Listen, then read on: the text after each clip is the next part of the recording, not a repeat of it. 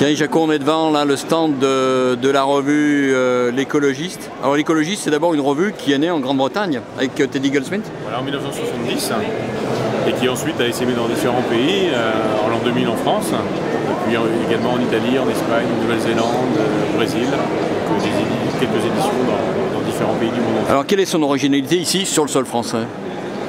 Alors l'originalité aussi. L'originalité, c'est que nous sommes une édition française de, c'est-à-dire que dans chaque numéro, il y a à peu près 20% de textes qui sont traduits de The Ecologist ou de la littérature anglophone, c'est-à-dire que l'on traduit des choses qui n'existent pas à notre connaissance au milieu francophone.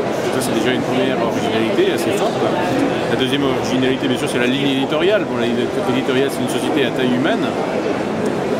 Beaucoup de spécificités après. Bon, la revue est organisée autour d'un dossier, chaque numéro comprend un dossier, et hors dossier, bien sûr, des articles sur des sujets variés, sur tous les sujets, de façon à ce que les lecteurs s'y retrouvent à chaque fois.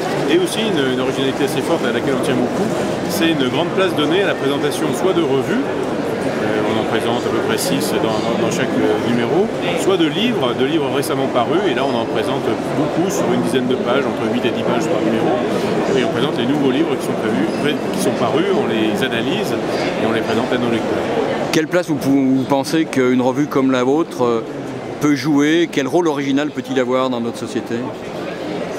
Le rôle le plus important, c'est de diffuser des idées. Je pense que là, nos lecteurs, là, je suis très content pour ça à Prime Vert. Je dirais presque chaque année, je suis content, ça continue chaque année. Les lecteurs sont très contents de ce qu'ils trouvent et de la nourriture qu'ils trouvent dans l'écologiste. Donc notre travail à nous, c'est de continuer à fournir cette nourriture aux lecteurs et cette autre façon de voir le monde. En fait, avec la façon dont évolue la société, puis les problèmes climatiques au plan mondial, vous n'avez pas de mal à trouver des sujets?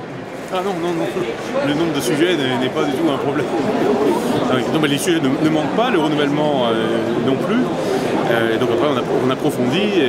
Alors c'est sûr qu'il y a des sujets qui restent dans le temps, et puis il y a de nouveaux sujets qui apparaissent malheureusement. Mais donc oui, l'ampleur des sujets et la variété des sujets, c'est quelque chose de frappant.